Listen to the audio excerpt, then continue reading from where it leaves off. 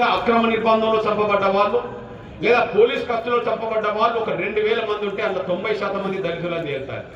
అంటే దళితుల్ని తీసుకెళ్లి కొట్టినా చంపినా దిక్కుండదని చెప్పి ఎక్కువ మంది మీద థర్డ్ డిగ్రీ ప్రయోగించడం వల్ల చనిపోతున్న వాళ్ళ సంఖ్య మన వర్గాల బిడ్డదైపోయింది.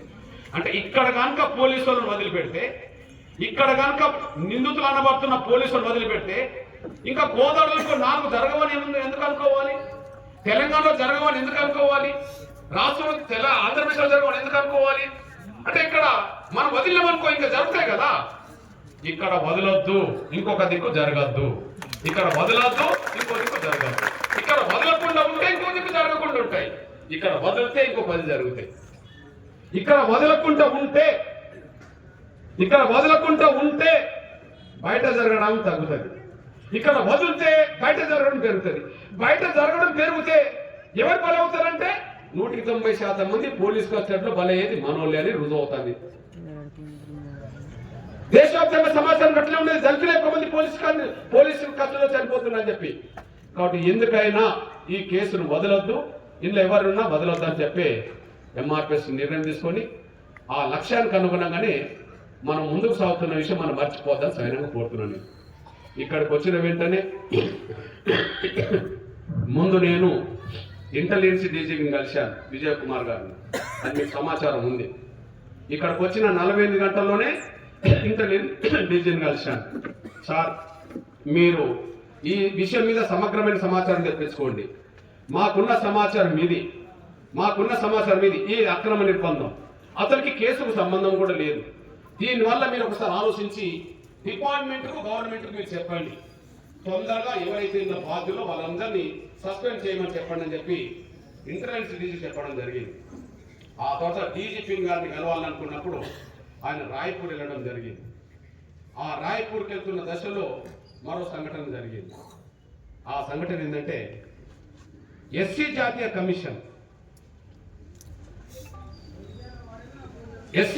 కమిషన్ ఆ కమిషన్ మెంబర్ రామచంద్ర. ఎప్పుడైతే మనం ఇక్కడికి వచ్చామో, ఇక్కడికి వచ్చిన వెంటనే ఇంటెలిజెన్స్ డీజీని కలిశాను.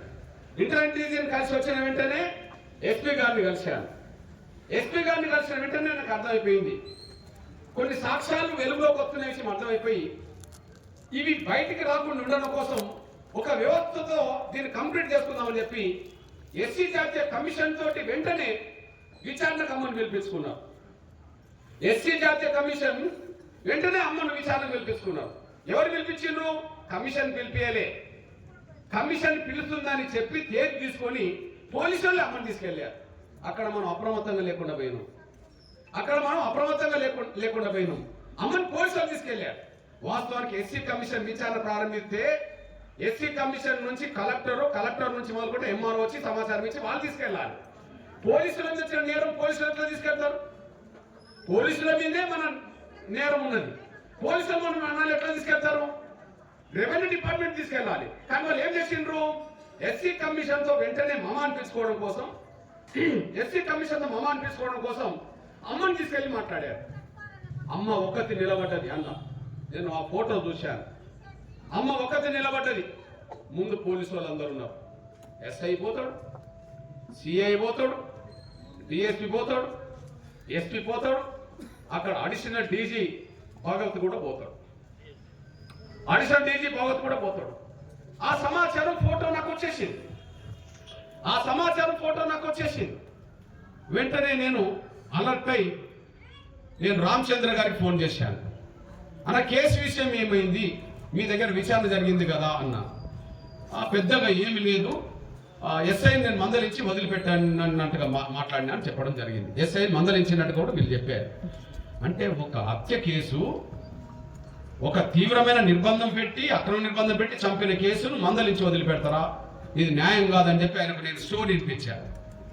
నేను ఫోన్లోనే స్టోరీ మాట్లాడినా, మీది కరెక్ట్ కాదు, మీరు మళ్ళీ విచారణ సిద్ధంగా అండి అని చెప్పి. దీన్ని మమ అనిపించుకోవడం ప్రయత్నం చేసిందని చెప్పి ఆయనకు చెప్పేశారు. ఇది మమ అనిపించుకుంటే వదలం, నేను వస్తాను, అమ్మను కూడా తీసుకొస్తాను, అందరి సమస్య నేనండి అని చెప్పేశారు. ఆ తర్వాత ఈ పోలీస్ డిపార్ట్మెంట్ విచారణలో మమ అనిపించుకోవడానికి వెళ్ళిన వాళ్ళలో ఇక్కడ నుంచి ఎస్ఐ మొదలుకొని ఎస్పీ దాకా వెళ్ళారు. ఆ ఎస్పీ నుంచి మొదలుకుంటే అడిషనల్ డీజీ అంటే డీజీపీ కంటే వెనుక ఉండమని రెండో తాను అడిషనల్ డీజీ కూడా వెళ్ళారు. ఆయన పేరు భగవత్. ఏ భగవత్? మహేష్ భగవత్. ఆ మహేష్ భగవత్ ఫోటోలు చూసినాక నేను ఆయనను కలవడానికి వెళ్ళాను. మహేష్ భగవత్ ఫోటోలు చూసినాక ఆయనను కలవడానికి వెళ్ళాను. నేను డీజీపీ ఆఫీస్కి వెళ్ళా. ఆయన కూడా డీజీపీ ఆఫీసులో ఉంటాడు. డీజీపీ ఆఫీస్కి వెళ్ళడానికి అంటే ముందు ఎందుకు వెళ్ళాల్సి వచ్చిందంటే, ఈ మహేష్ భగవత్ గారు ఒక కమిషనర్ గా ఉన్నప్పుడే మన ఉమ్మడి నల్గొండ జిల్లాలో మరియమ్మ కేసు జరిగింది. అడ్డగూడూరు మండలంలో మరియమ్మ కేసు జరిగింది. ఇది ఏ నియోజకవర్గం? తుంగతుర్తి. తుంగతుర్తి నియోజకవర్గ పరిధిలో మరియమ్మ మన దళిత మాల చెల్లె. ఆమె మీద ఒక నేరం మోపితే ఆ నేరం మీద పోలీసులు తీసుకెళ్లి చిత్రహింస పెట్టడం వల్ల దారుణంగా చిత్రహింస పెట్టారు. శరీరంలో గాయాలు కనిపించినాయి. ఆమె చనిపోయింది. ఆ కేసులో నేను, ఉత్తమ్ కుమార్ రెడ్డి గారు అందరు కలిసి రోడ్ ఎక్కేసాం, ఉద్యమం నడిపేశాం. ఆ సమయంలో భగవత్ గారు వెంటనే వాళ్ళని సస్పెండ్ చేయడమే కాకుండా మొత్తం డిస్మిస్ కూడా చేయడం జరిగింది. ఎస్ఐని కానిస్టేబుల్ డిస్మిస్ కూడా చేయడం జరిగింది. అరే నువ్వు ఉన్న కారణంలో వాళ్ళని డిస్మిస్ చేశావు కదా మరియమ్మ కేసులో, మరి ఈ కేసులో నువ్వు పోలీసుల తరపున ఎట్లా మాట్లాడినావు అని అడగడం కోసం నువ్వు అక్కడ సస్పెండ్, నువ్వు డిస్మిస్ చేశావు కదా పోలీసులను. మరి నువ్వే రాజేష్ని మేము చంపలేదు, రాజేష్ని మేము కొట్టలేదు, అక్రమ నిర్బంధం పెట్టలేదు, 8వ తారీఖు ఫిర్యాదు వచ్చింది, 8వ తారీఖు కేసు నమోదు చేశాం, 9 అరెస్ట్ చేశాం, 10 రిమాండ్ చేశాం, మా తప్పు లేదని మీరు ఎట్లా చెప్తారు? సాక్ష్యాలు ఇట్లుండే కదా అని చెప్పి అడగడం కోసం నేను వెళ్ళాను. డీజీపీ ఆఫీసులో వెళ్ళి నేను ఆయనతో మాట్లాడాను. తమ్ముడు అంబేద్కర్ కూడా ఉన్నావు కదా, తమ్ముడు అంబేద్కర్ కూడా ఎంబడి తీసుకొని వెళ్ళాను. ఆయనకు విషయాలు చెప్తున్నప్పుడు నాకు ఇంత సమాచారం లేదు అని అన్నాడు. ఆయన ఏమన్నాడు? తమ్ముడు నేను మొత్తం చెప్పిన తర్వాత నాకు ఇంత సమాచారం లేదు అన్నాడు. అన్న మీరు ఎవరి మీదనే ఎవరైతే నిందితులో వాళ్ళ గురించి సమాచారం తీసుకుంటే వాళ్ళకి అనుకూలంగా చెప్పుకుంటారు కదా, మీరు సమాచారం ప్రత్యేకంగా ఇంటెలిజెన్స్ నుంచి తీసుకోవాలి కదా. ఆ ఇంటెలిజెన్స్ రిపోర్ట్ మీకు నిర్దిష్టంగా కొంత ఉంటుంది కదా, అది తీసుకోకపోవడం వల్ల ఈ పొరపాటు జరిగింది కదా అని డిస్కస్ చేస్తున్న సమయంలోనే ఈరోజు డీజీపీ కూడా ఆయన రూమ్కి వచ్చేసారు. ఎవరు? శివధర్ రెడ్డి గారు కూడా ఆయన రూమ్కి వచ్చేసారు. నేను ఈ అడిషనల్ డీజీతో మాట్లాడుతున్న సమయంలో వస్తున్న సమయంలో వెంటనే ఒక మాట అన్నాడు డీజీపీ గారు. ఏంటి మీరేదో మాట్లాడుకుంటున్నారు అని నవ్వుతూ, మీరేదో మాట్లాడుకుంటున్నారని చెప్పి ఆయన ఒక మాట అన్నాడు. నేను అన్నా మీ దగ్గర కూడా వచ్చేది కదా, నేను అన్నా మీ దగ్గర కూడా వచ్చేది ఉన్నది, రేపు మాకు వస్తాను, మొన్న నేను రావాలనుకున్నారు మీరు లేరు, అక్కడికి వెళ్ళారు, తర్వాత మీరు వస్తానని చెప్పడం జరిగింది. సరే వాళ్ళిద్దరు కలిసి మళ్ళీ వెళ్ళిపోయారు. ఆ తర్వాత ఈ కేసు తీవ్రతను తగ్గించడానికి ఎస్సీ కమిషన్ నుంచి మామాను పిలుచుకున్నారు కదా, మళ్ళీ రామచంద్ర గారికి ఫోన్ చేసి మీరు ఎక్కడున్నా మేము వస్తున్నాం, అమ్మని తీసుకుని వస్తున్నాం, ఆధారాలు చెప్తున్నామని చెప్పి వెంటనే ఆయన రామగుండం ఉంటే అమ్మని హైదరాబాద్ రప్పించుకొని ఆ రాత్రంతా హైదరాబాద్లోనే పెట్టుకొని తెల్లారు అందరం కలిసి రామచంద్ర దగ్గరికి వెళ్ళి మొత్తం పిక్చర్ వివరించడం జరిగింది. పిక్చర్ వివరించిన తర్వాత ఆయనకు అర్థమైపోయింది దీన్ని మళ్ళీ తిరగదూడాలి అని చెప్పి. ఎవరికి అర్థమైపోయింది? మామ అనిపించుకున్నారు. కమిషన్ తీవ్రంగా తీసుకోలే. వెంటనే మళ్ళా కమిషన్ సీరియస్ గా తీసుకున్నది. మొన్న ఢిల్లీలో ప్రెస్ మీట్ పెట్టాడు. డీజీపీకి చీఫ్ సెక్రటరీకి మళ్ళీ నోటీస్ పంపాడు. ఖచ్చితంగా సిఐని సస్పెండ్ చేసినట్టుగానే ఎస్ఐని కూడా సస్పెండ్ చేయాలని చెప్పి రామచంద్ర అక్కడ స్టేట్మెంట్ కూడా ఇచ్చేశారు. వాళ్ళ పరిధిలో ఈ అంశం వెళ్ళింది. ఆ విచారణ కూడా ఎదుర్కోవాల్సిన పరిస్థితి నెట్టబడ్డది. ఈలోపు సమాచారం తెలుసుకుంటున్న క్రమంలోనే కష్టంగా పోలీసులు చిత్రించ తట్టుకోలేక ఆయాసం గురైన తమ్ముడు కోర్టు ప్రాంగణంలోనే నిలబడిన సిచ్యువేషన్ ఉన్నప్పుడు పోలీసులే మళ్ళీ ఏటూతో మాట్లాడి ఏటూకు కొంత ఈ మెడికల్ దాని మీద కొంత అవగాహన ఉండడం వల్ల ఆయనతో ఇక్కడ ఉండబడే ఒక మెడికల్ షాప్ తీసుకెళ్లి అక్కడికి పంపించి మరి ప్రేమ్ను కమ్మలు పంపించి ఐకార్డ్ అని ఇంజక్షన్ తీసుకొచ్చి మరి కోర్టు ప్రాంగణంలోనే కుడి చేతికి ఇంజక్షన్ ఇచ్చారనే విషయం కూడా అది స్పష్టంగా రుజువైపోయింది. అది రుజువైన తర్వాత వెంటనే మళ్ళీ తర్వాత మనోళ్ళని పంపించి ఆ కోర్టు ప్రాంగణంలో ఎక్కడైతే ఇంజక్షన్ వాడి వేశారో దాన్ని మళ్ళీ తీసుకొని మళ్ళీ డీజీపీ దగ్గరికి పోవడం జరిగింది. ఆ డీజీపీ దగ్గర మాట్లాడుతున్న సమయంలోనే ఇవన్నీ వివరాలు ఇచ్చిన తర్వాత డీజీపీ దగ్గరికి పోయిన తర్వాత ఇవన్నీ వివరాలు ఇచ్చిన తర్వాత ఆ ఇంజక్షన్ కూడా ప్రదర్శించడం జరిగింది, డీజీపీ చూపెట్టడం జరిగింది. ఇది పోలీసు వాళ్ళు చిత్రించ తట్టుకోలేకనే ఇదంతా జరిగింది అని చెప్పడానికి అది చెప్పడం జరిగింది. ఆ తర్వాత జరిగిన పరిణామాలు మనకి కిందికి వచ్చేసినాయి. ఆ తర్వాత వెంటనే వాళ్ళ మానవ హక్కుల కమిషన్ దగ్గరికి పోయాము. మానకుల దగ్గరికి వెళ్ళి షమీమ్ అఖ్తర్ దగ్గరికి వెళ్ళి ఆయన ఒక మాట మాట్లాడాడు. సార్, కోదాడ లాకప్ డెత్ విషయం మీ నోటీసులు ఉన్నదా అని. వెంటనే అధికారులు పిలిపించాడు. ఇదైనా మన నోటీస్కి వచ్చిందా అని. వాళ్ళు రాలేదు అన్నాడు. నేను అన్నా, సార్, నిజామాబాద్లో ఒక రౌడీ షీటర్ రియాజ్ ఎన్కౌంటర్ అవుతే 24 గంటల్లోనే మానకుల కమిషన్ స్పందించింది కదా. అంటే అర్థం ఏంటంటే అక్కడ ముస్లిము, నువ్వు ముస్లిం అని చెప్పడం కోసం. ఓకే, ఒక రియాజ్ ఎన్కౌంటర్ అవుతే రౌడీ షీటర్, పోలీసుని చంపిన ఒక రియాజ్ రౌడీ షీటర్ను ఎన్కౌంటర్ చేస్తే అది పేపర్లో వచ్చిన వార్తను ఆధారం చేసుకొని మీరు మానకుల కమిషన్ స్పందించి పోలీసు వాళ్ళ మీద కేసు పెట్టింది కదా. మరి దాదాపు 1 రోజులు దాటిపోయింది, 40 రోజులు దాటిపోయింది, ఇంకా మీ నోటీస్కే రాకపోవడం న్యాయం కాదని చెప్పి మేము కూర్చున్న హాల్లోకే ఆయన వచ్చి 1 గంట సేపు మనతో మాట్లాడిన తర్వాత ఆఫీసులో ఉన్న వాళ్ళందరినీ పిలిపించి దాన్ని కేసు స్టడీ చేసి ఇప్పటికీ ఆలస్యమైంది, వెంటనే నోటీసులు పంపని చెప్తే ఆ తర్వాత మానకుల కమిషన్ కూడా నోటీసులు పంపింది. ఇప్పుడు ఆ విచారణ ఒకటి జరుగుతుంది. అక్కడ కేసు కూడా నమోదైంది. ఎప్పుడైతే డీజీపీ గారికి ఇచ్చామో ఆ డీజీపీ గారికి ఇచ్చింది కిందికి వచ్చింది. ఆ కిందికి వచ్చిన అంశం ఎస్సీ ఎస్టీ యాక్ట్ మన కోదాడ సంబంధించిన మన కేసు హుజూర్ నగర్ పరిధిలో ఎస్సీ ఎస్టీ యాక్ట్ ఇద్దరి మీద నమోదైపోయింది. ఒకవైపు మానవ కమిషన్ పెట్టిన కేసు నమోదైంది, ఒకవైపు అమ్మ ఇచ్చిన ఫిర్యాదు మీద ఏదైతే హుజూర్ నగర్ పోలీస్ స్టేషన్లో ఎస్సీ ఎస్టీ యాక్ట్ నమోదైపోయింది. ఎస్సీ ఎస్టీ యాక్ట్ నమోదైన తర్వాత వెంటనే మన వెంకటయ్యతో మాట్లాడడం జరిగింది. వెంకటయ్య అంటే SC commission state commission chairman. Venkataiah గారికి 1-4 సార్లు ఫోన్ చేశాను. మీరు వెళ్ళండి అంటే నాకు ఇక్కడ పని ఉన్నది, అక్కడ పని ఉన్నది, అక్కడ పని ఉన్నది అని చెప్పి చాలా గ్యాప్ తీసుకున్నాడు అతను. వాస్తవానికి స్టేట్ కమిషన్ వెంటనే స్పందించి రావాలి. వెంకటయ్య గారు కూడా చాలా గ్యాప్ తీసుకున్నాడు. వాళ్ళ ఊర్లో ఎన్నికలు జరుగుతున్నాయని, ఇంకోటి జరుగుతున్నాయని ఏదో కారణంలో గ్యాప్ తీసుకున్నాడు.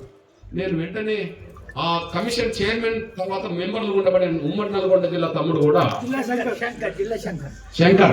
శంకర్కు 1-4 సార్లు మాట్లాడి, తమ్ముడు ఇంత నిర్లక్ష్యం మంచిది కాదు, మీరు కమిషన్ ఉన్నదంటేనే మన వాళ్ళకి అన్యాయం జరిగిన కాడ వెంటనే స్పందించి న్యాయం చేయడం, మరి మీలాంటి కమిషనే రాకపోతే ఎవరు రావాలని చెప్పి మీరు వెంటనే చెప్పండి, లేదా నేను కార్యాలయానికి వచ్చి నేను కూర్చోవలసి వస్తాను అన్నప్పుడు వెంటనే తేదీ పెట్టుకొని ఇక్కడికి వాళ్ళు వచ్చారు. వచ్చిన రోజే కలెక్టర్ వీళ్ళు స్పందించి ఎస్సీ ఎస్టీ యాక్ట్ పరిధిలో ఏదైతే కొంత ఆర్థిక సహకారం అందాల్లో కొంత ఆర్థిక సహకారం పొందించి మళ్ళీ వాళ్ళు కూడా నోటీసులు పంపిపోయారు. ఆ తర్వాత ఇక్కడ ఒకరిని కాపాడుకోవడానికి ఒకరు ప్రయత్నం చేస్తున్నాం.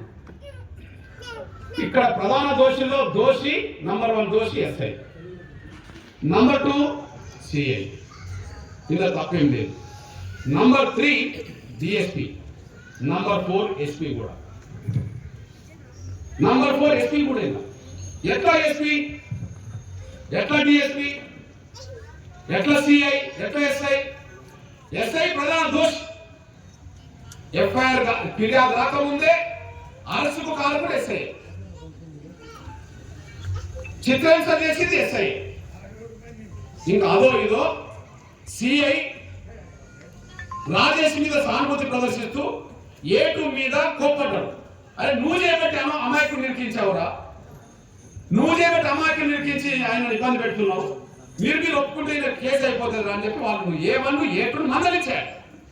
అంటే చిత్రాంశాలు పెట్టిన కాడ సిఐ లేడు, నిర్బంధంలో తీసుకునే కాడ ఎస్ఐఏ, చిత్రాంశాలు పెట్టే కాడ ఎస్ఐఏ, తర్వాత ఎఫ్ఐఆర్ నమోదు చేసింది ఎస్ఐఏ, ఫిర్యాదు చేసుకుని ఎస్ఐఏ, ఎఫ్ఐఆర్ నమోదు చేసింది ఎస్ఐఏ, రిమాండ్ రిపోర్ట్ చేసింది ఎస్ఐఏ. అంటే ఇలా ప్రధాన నిందితుడు ఎస్ఐఏ. తర్వాత రెండో నిందితుడుగా ఆయన ఎవరు అన్నప్పుడు సిఐ కంట్రోల్ పరిధిలో అక్రమ నిర్బంధాలు ఉన్నప్పుడు ఈయన చూసి చూడనట్టు ఉండద్దు. సిఐ కంట్రోల్ పరిధిలో ఎస్ఐ తీసుకొచ్చి అక్రమ నిర్బంధంలో పెట్టినప్పుడు ఆయన కంట్రోల్ పరిధిలో అక్రమ నిర్బంధంలో ఆయన పెట్టుకోవద్దు. కాబట్టి ఈయన తీసుకొచ్చాడు, ఆయన చూస్తూ ఊరుకున్నాడు. ఒక మాట చెప్పాలంటే కత్తితో పొడిచింది ఎస్ఐ, ఆ పొడుతున్నప్పుడు చూసింది సిఐ. ఇప్పుడు చూసినోడు సస్పెండ్ అయ్యిండు, చేసినోడు మంచిగా రక్షణలో ఉన్నాడు ఎస్పీ కార్యాలయం. చేసినోడు ఎవరు? ఎస్ఐ. నేరం చేసింది ఎస్ఐ, చూసిన వాళ్ళు ఎవరు? సిఐ. సిఐ ఏమైంది? సస్పెండ్ అయ్యిండు. ఎస్ఐ ఏమైండు? ఎస్పీ కార్యాలయం రక్షణ వల్ల ఉన్నాడు. అంటే ఒక నేరం చేసిన వాడిని ఇంకెవరైనా రక్షిస్తే వాళ్ళు కూడా నేరస్తులు అవుతారు కదా. నేరం చేసింది ఎవరు ఇక్కడ? ఎస్ఐ.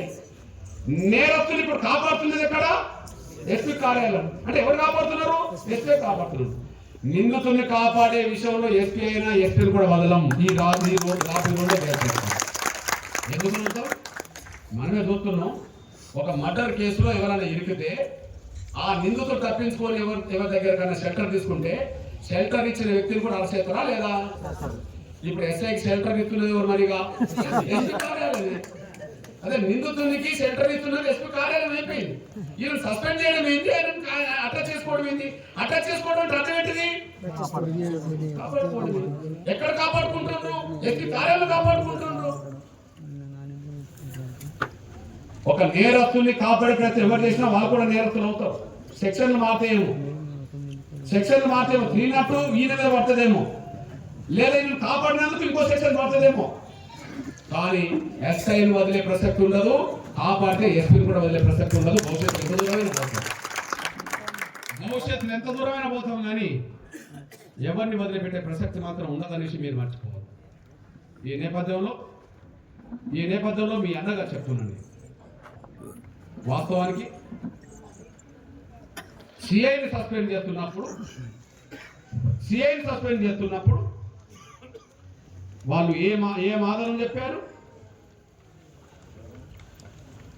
సిఐని సస్పెండ్ చేస్తున్నప్పుడు ఏం ఆధారం చెప్పారు?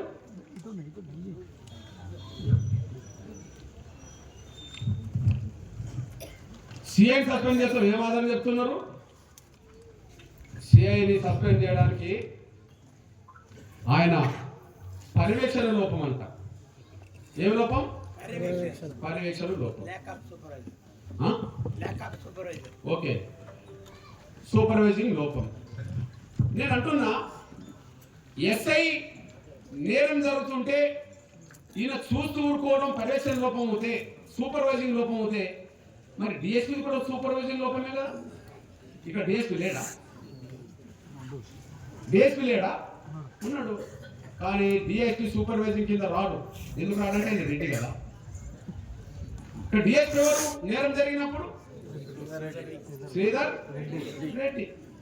సూపర్వైజింగే లోపం అవుతే, సూపర్వైజింగ్ లోపం వల్లనే సిఐని సస్పెండ్ చేయడానికి ఈయన పై అధికారులకు రిపోర్ట్ పంపితే, ఆ సూపర్వైజింగ్ లోపం డిఎస్పీ కూడా ఉంటుంది కదా. డిఎస్పీ కూడా ఇలా రావాలి కదా, డిఎస్పీ కూడా సస్పెండ్ కావాలి కదా. డిఎస్పీ సూపర్వైజింగ్ లోపంలో సస్పెండ్ కావాలి, ఎస్సీ యాక్ట్ లోపం కూడా సస్పెండ్ కావాలి. ఎందుకు సస్పెండ్ కావాలి?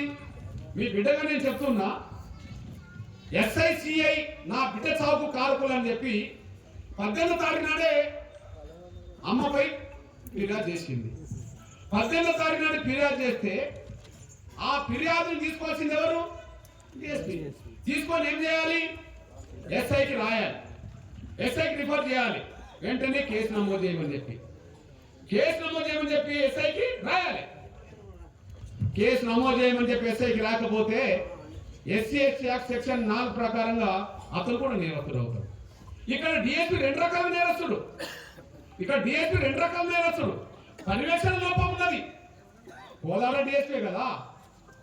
కోదాడ డిఎస్పీకి పర్యవేక్షణ లోపం లేనప్పుడు కోదాడ సిఐకి ఎట్లుంటుంది? మరిగా చేసింది నేరం ఎస్ఐ, మరి పర్యవేక్షణ లోపం ఉన్నదని చెప్పి సిఐను దోషక చెప్పారు. అదే పర్యవేక్షణ అనేది లోపం మన డిఎస్పీ కూడా వర్తిస్తుంది. మరి ఈయనెందుకు చేయలేదు? పర్యవేక్షణ లోపం మీద డిఎస్పీని సస్పెండ్ చేయవచ్చు. 2, కేసు నమోదు చేయ